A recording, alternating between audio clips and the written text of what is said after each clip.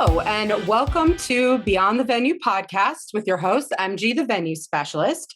I am joined today by Cecily Alexandria, who I'm very excited to have.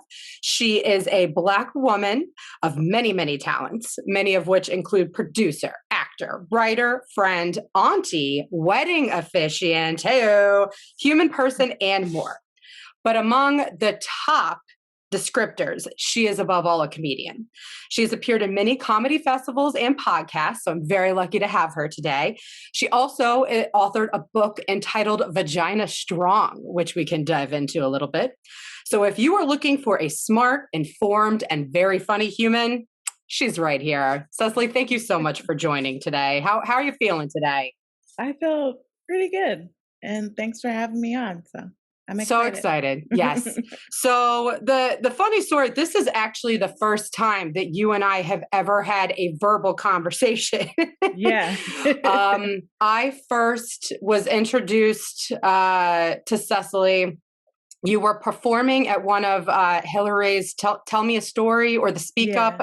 Remind me of what those were. It was back in the before times. Yeah.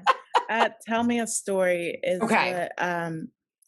what Hillary's live show was. So yes.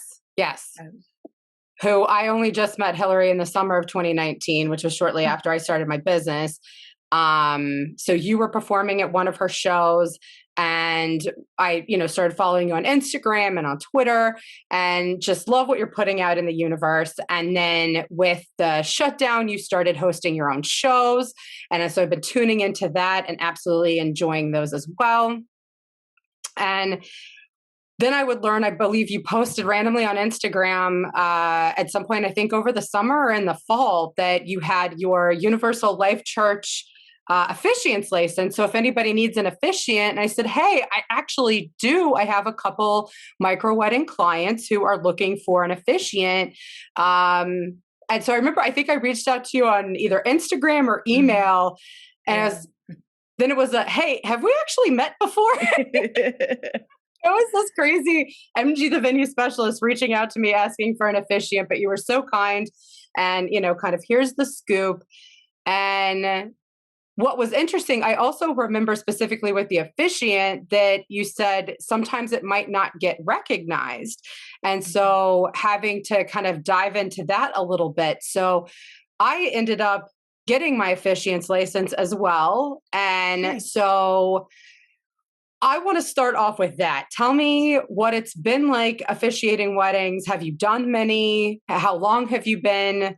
And then also, have you run into these roadblocks of not being able to legally sign these wedding certificates because of the impasse at the local level?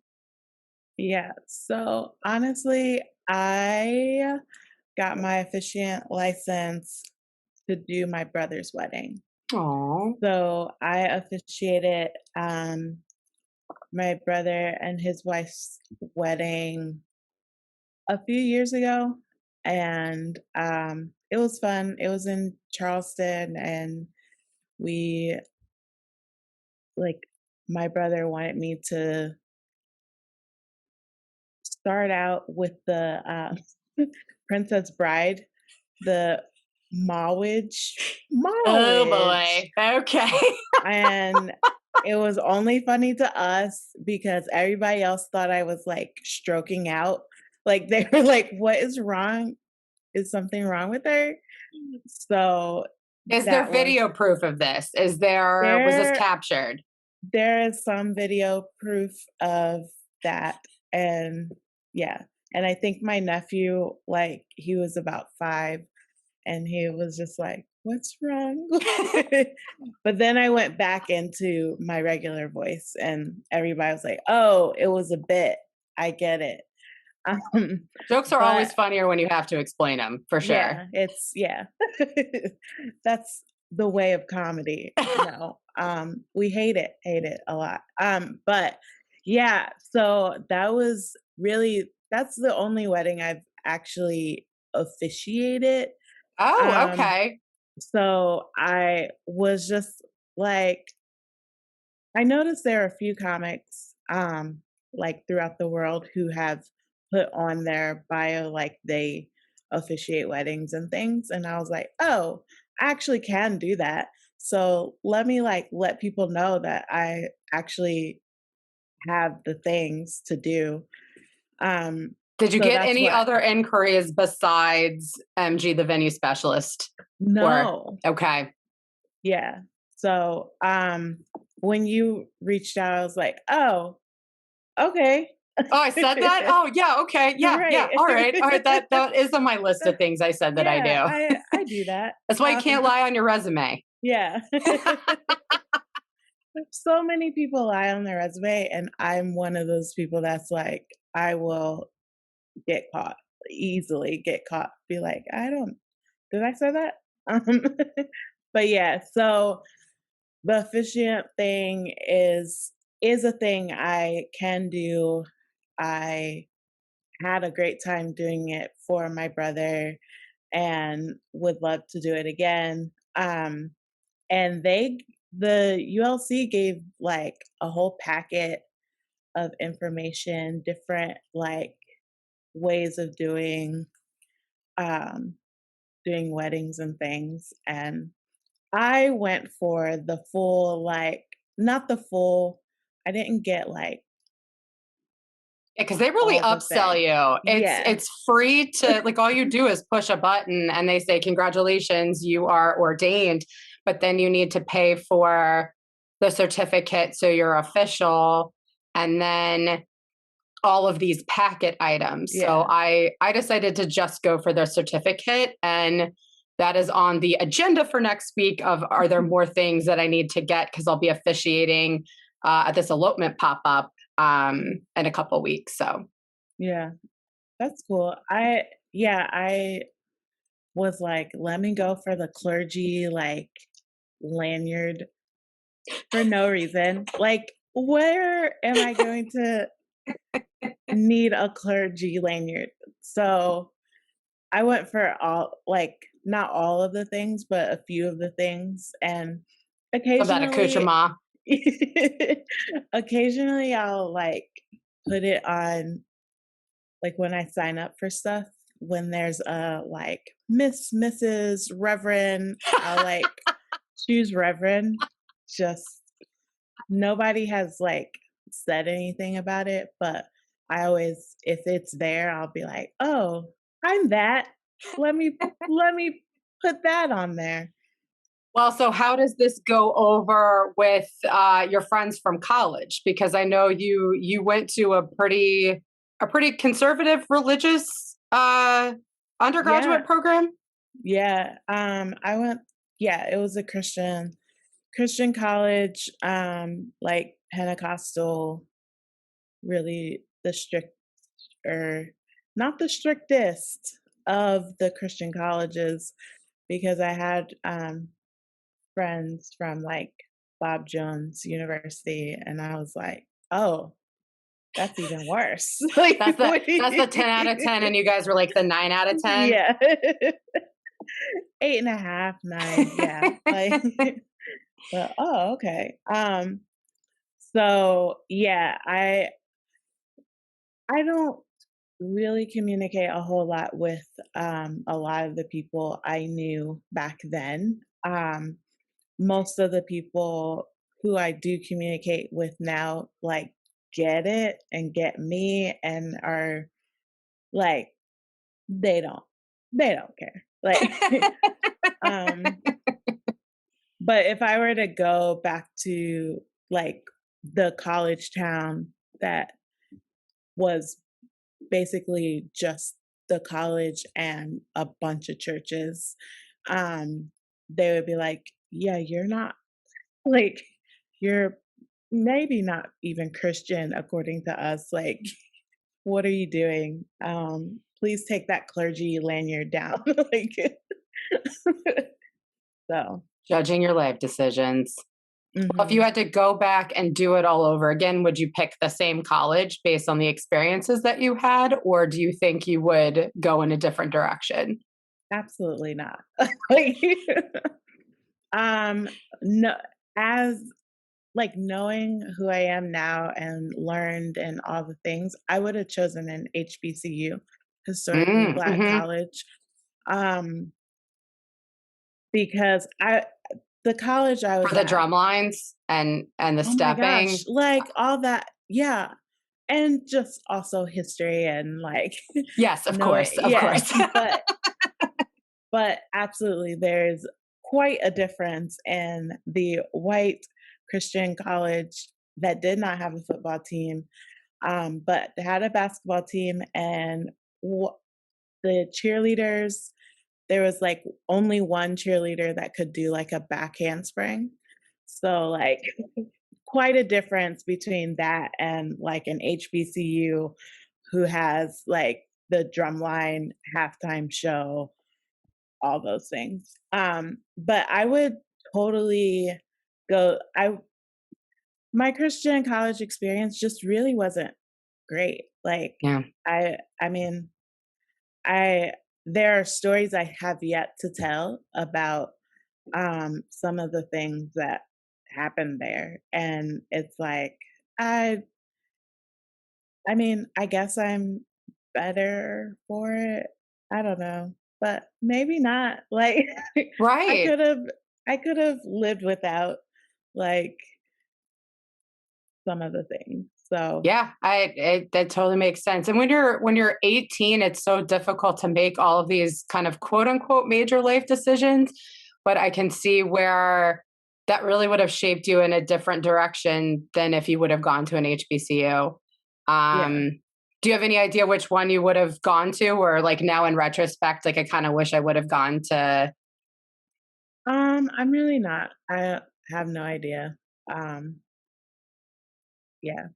And now when these kids of tomorrow hear the phrase hindsight is 2020, it's going to have a completely different meaning Yeah. after what we experienced last Yeah. year. So we know what it meant in the before times. Right. So We'll be like 2020. Wasn't that an awful year? And it's like, oh boy.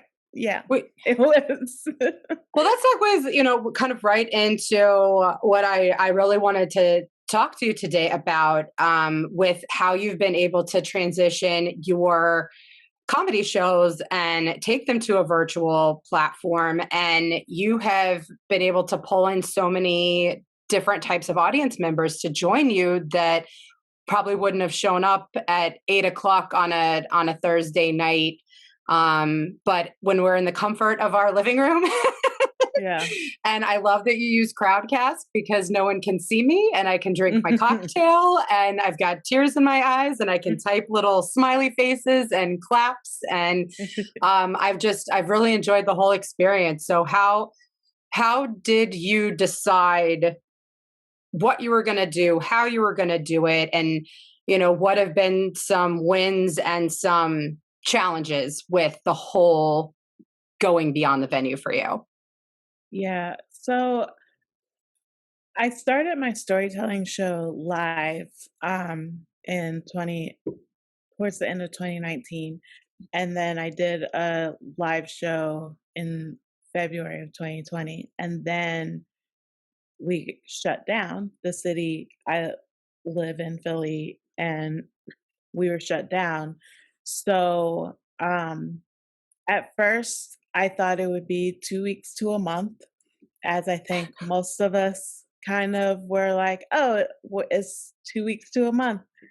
Um, so I thought we would move forward after that.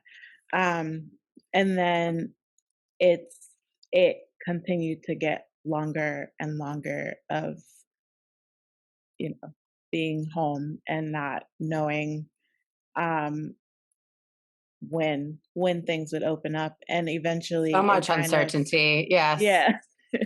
And eventually it was just like, yeah, I don't even see going back into a venue anytime soon. Hmm. So, but we still need entertainment. We still need to be We gotta connecting. laugh. And yeah, like there's still a need for it. And I had seen some, like I was doing open mics, like Zoom open mics, and also I had done Hillary's show.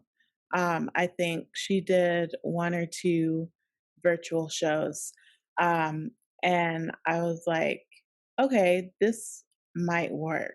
Hmm. Um, so I was like, let me figure some things out and put on put on some virtual shows.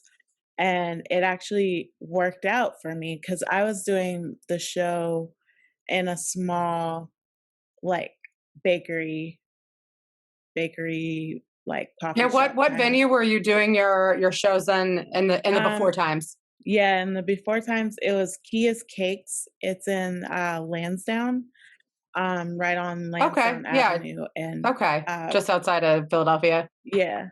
So, it's great great place to get some goodies and things, but it's a small location. So, at most, like, 15 or 20 people could comfortably just sit and watch a show without being, like, obnoxious about Okay. it. So, that's about how many people were coming to the show, and I pay like, whoever's on my show. Everybody Yes, gets that's the one paid. thing. You make sure that your comedians and your storytellers get paid. So I'm always Yeah. happy to pay the fee to support you guys. Yeah, thank you. I just find it really important, especially as comedians, like, we're kind of the ones that I mean, all art, I think, is undervalued, but then kind of a lot of times people don't consider comedy, like, worth paying the artist, and it's like, "No, we actually work on this. We actually, like, r prepare." So, I wanted to make sure that I was paying, and so when I switched over, I think my first show was in June, um, I was able to have over 50 people, I think, like, log in and watch the show. It's a huge So jump from 15 to 20 up to yeah, 50. yeah, and they were all from all over the country. I don't know that I've reached the world yet, um, but they definitely, we had some Hawaii, California, like, different people from all over, and I was like, "Oh, I actually have a broader reach." Like, Hmm. They get who their friends and their audiences, and yeah, the trend continues. yeah. And like you said, earlier, like, people might not get on a bus or drive, depending on, like, Kia's Cakes for me is, like, 10 minutes away, but if you're in, North Philly or something, you're gonna have to drive 30 minutes. So, it's like, people might not want to do that, but if they have access to it in their home or wherever they are at the moment, then absolutely, like, full support. So that was kind of my thought, and it's worked so far. Um, I don't know what the future of virtual things is, but It's so uncertain for sure.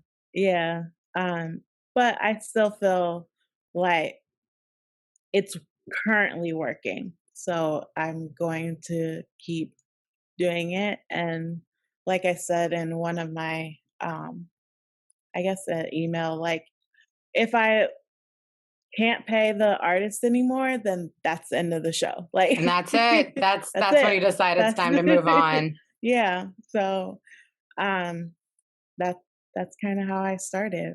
Awesome, and it's a super reasonable price. I think it's only what, It's $8 for each of your shows?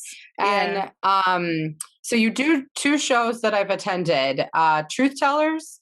Can you tell us a little bit about Truth Tellers? Yeah, Truth Tellers is a storytelling show for people of color to tell our own stories. And it is open for anyone to watch. So white people are welcome to come and watch.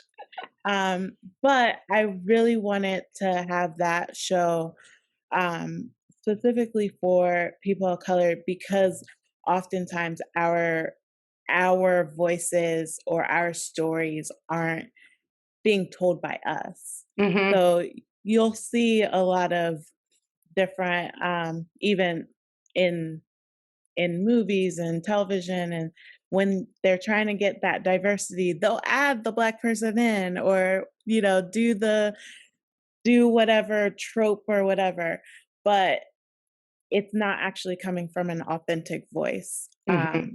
So I was like, let me get people to tell their own story, because really, who who better to tell your story than you?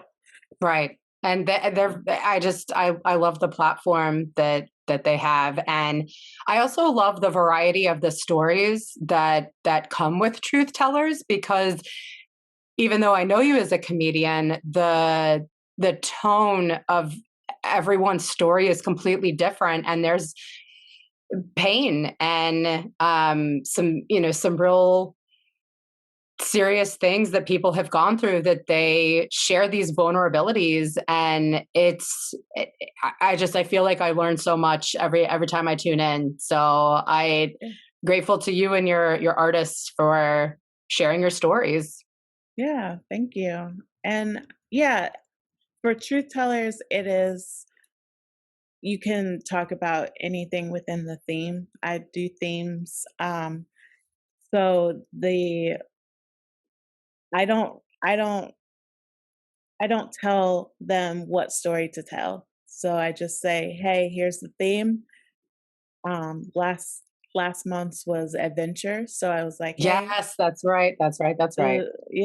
the story is adventure, so whatever." And we ended up with 5 different, completely different stories, like completely different. So, I feel like storytelling for that show, it is a little broader.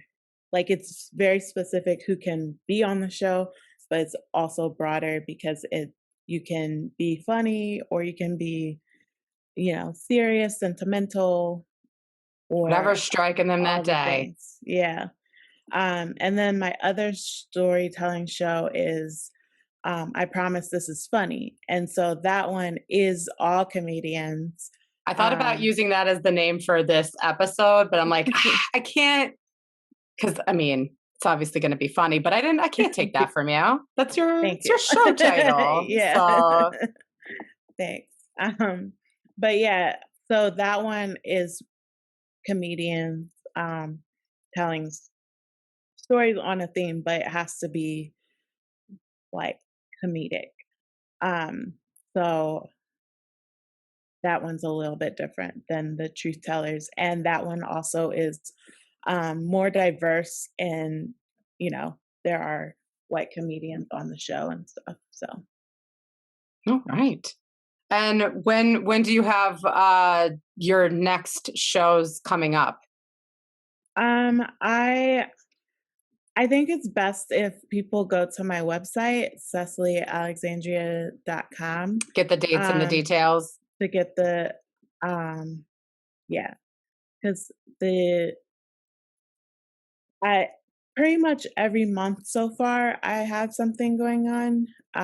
But I think when this airs, the most recent things will have just been done.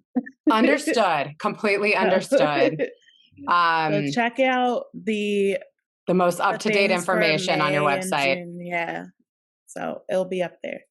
And I am really curious to see what the event space looks like over the next couple months, because as the weather starts to warm up and people are venturing out a little bit more, we're not necessarily comfortable with gathering and going to is it Kia's Cakes?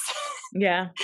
And having in-person events such as that. But are we still going to want to do virtual events? And Mhm. I know for me, I'm not going to want to go out every night. So Yeah. still going to want to, I'm going to want to tune in, but I'm not necessarily going to want to do webinars and such in the evenings. So Right.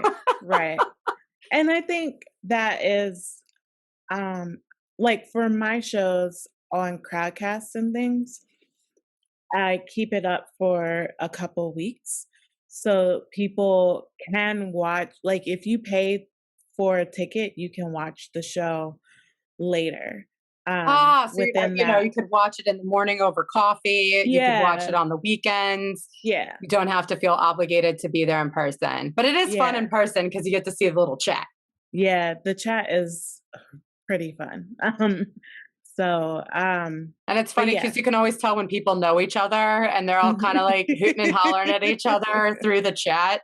yeah, It's great. yeah. Um, But I know there are some like live outdoor events coming during the summer and stuff like that. And I think if if people are being safe, then that's great. But there are also a lot of people who are just not going to go out yeah, it's anytime soon. So it's a personal decision, and I for one am playing it safe as possible until I get vaccinated, and then we'll make decisions on what's next. But yeah. it's pretty much all I can do at this point. Yeah. Well, when we've been stuck inside for the last year, I'm sure a lot of us have been watching a lot of television. So you had sent me an Instagram message about Marriage or Mortgage, which Mhm. apparently is trending now on Netflix. That these couples are paired up with a real estate agent and a wedding planner, and they divulge their dream wedding based on that budget or the dream house based on that budget, and then which one will they pick. And to me, I feel it. I watched an episode in preparation for our conversation today, and it gave me anxiety of like I know when I was planning my own wedding that I would not have been able to also think about buying a home in the same vein. And I feel Mhm. like that is a common conversation many couples have of, do we want wedding first, then buy a house, or buy a house, then do a wedding? Because, there's a lot of couples that are just not either not interested in marriage, not interested in buying a house. So it's all of the above or major life expenses. And so I definitely, it was interesting kind of like watching someone else do my process of asking you a bunch of questions and trying to Mm. figure out where your priorities are. And so that's what I do with my clients. Okay, if you only have X amount to spend, tell me your dreams and your hopes, and then we'll try and kind of figure out based on your priorities what you can afford and how, and we'll try and make that happen. I could not in a million years imagine that I'm sharing an office with a real estate agent, giving the same pitch of, okay, so MG can set you up with this for, $20,000, or you can spend 20,000. It just, but I get it. And I think I told you too, like, I'm not a huge reality person unless there's food or travel involved. Yeah. So, I don't know. I'll probably watch a couple more episodes, but it just gave me a lot of anxiety this morning. Yeah, I watched the whole thing. Oh, you binged it. You watched Oh the yeah, whole. that's Okay. that's how I live my Whew! life. Like I am a professional binge watching champion. Like I do all that. I fully support that. I'm right here with you. There are just a few things that you should not binge watch, and I will tell you, it is The Wire. And don't do that to yourself. Anyway, yeah, so I watched it, but I am always going to be like team uh house. like, I'm just like, I don't. So every time I'm like, ah, that's a lot of money for a wedding. And there's like, you you have given all of these reasons for needing a house for each person. Like each couple has like legitimate reasons for needing a house. Like there's some with kids and Dog needs a uh backyard. yeah, like just the different things. And it's like the wedding is kind of like, for me, I think weddings are important and I go to them and I, at some point may want to have one if I ever find someone. But it's not like, It's not where your priorities are right it's now. not where, So yeah. yeah. So I'm just like, wow, that's a lot of money. And I even know that that's not the top of a wedding, like, because Oh I've yeah. I'm like, oh, seen, you like, just threw out it's gonna be $30,000. I'm like, I want to see a breakdown of what she's saying, an 80-person wedding. Like, I don't like this just flat number. Like I want to see an Excel spreadsheet that says exactly where she's pulling these figures yeah. because I And she did a lot of, um for the show, like, it clearly was for the show because, um, she's like, "You can have the venue said they would give you like this amount off, and the caterer said they would give you this for free," and like all these things. And I'm like, I don't think that if I were to go to a venue, I think they would try to work with me or whatever, like whatever. But I don't think that you can expect to go and be able to bring your budget of whatever they're setting down. unrealistic expectations. Yeah. Absolutely. That it's us wedding professionals, we can definitely finagle some things that your average couple might not be able to just because of relationships and bringing business to certain places, but at the same time not as drastic as these $1,500 $3,000. And I'm curious if so I only watched the first episode and they ended up, they picked the wedding. Sorry, spoiler alert. They picked the wedding, which I was surprised. I thought they were going to pick the house because Mhm. they the dog running in the backyard was so cute. Yeah. So they ended up not even being able to do their 80-person wedding due to COVID.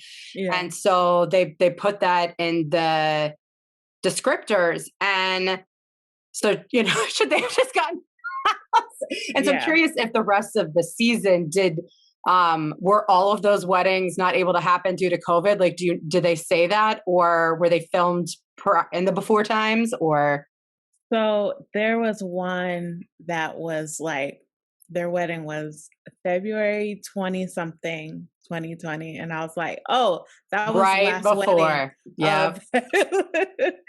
that was like the last wedding. But there were a few who had to make adjustments due to COVID. Um, and I wanted to know what the budget was like for that. Like, Because like that's because they would have had to cut cut I I would assume the amount of people that right. would be attending and probably Well, it's venues also and stuff like that. it's been a disaster because every state city has been different with their regulations, Mm, and yeah. so um that's why I've stuck to the elopements and micro weddings and doing under 25 people gatherings, which can only be outside right now in Philadelphia. And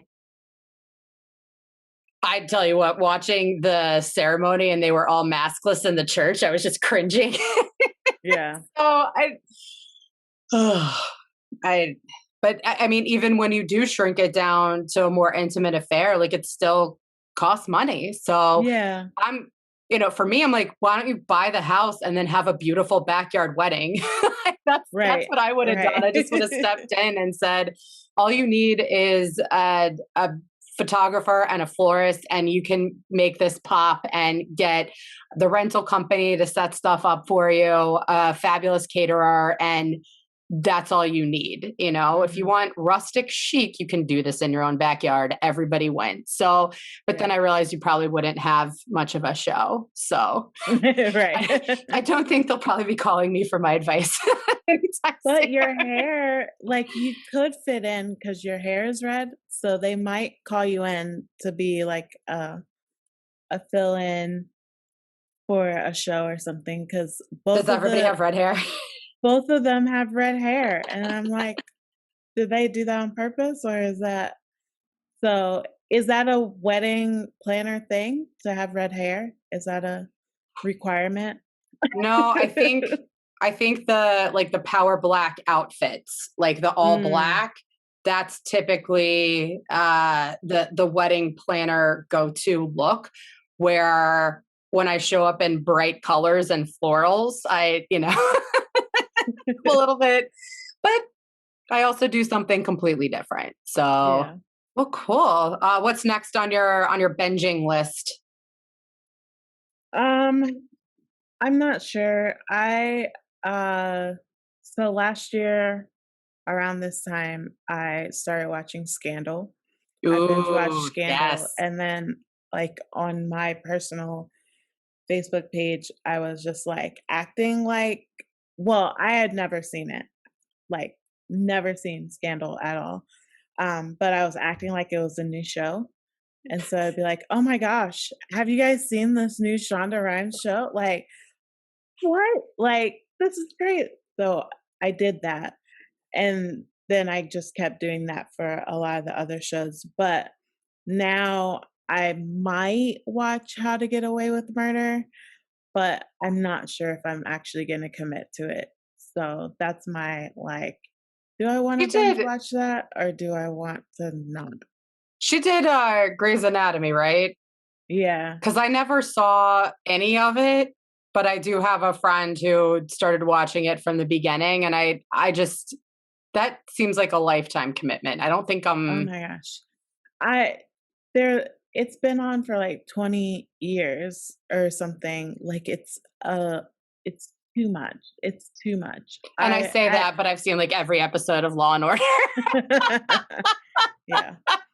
Well, Oh, yeah, jeez. with Grey's Anatomy, I'm just like, just kill Meredith and let us go.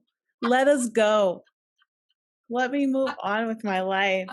Kill her off. She's been almost dead like 8 times. Just let her go this time. Like, they're not going to, but it is a nighttime soap opera. Um, That but could be a fun comedy episode or a skit of, writing her off the show. I yeah. I would definitely tune in for that. Yeah. Well, Cecily, I cannot thank you enough for joining me today. Yeah. Thank you to our listeners who joined us for today's episode. Please let us know, our listeners, where they can follow you, and if you can highlight your website once again, as well as your social media.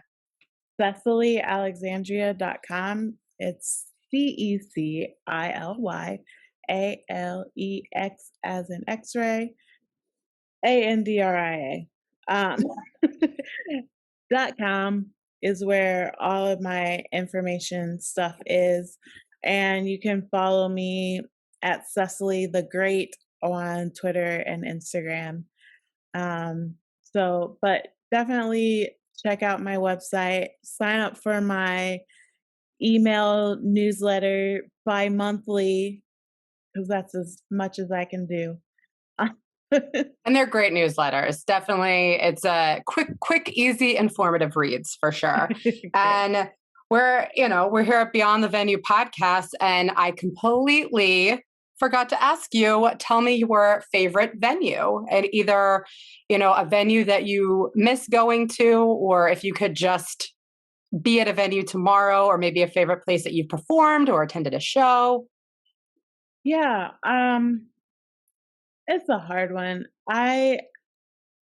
I really just like, um, in Charleston, there's like this pineapple water fountain thing.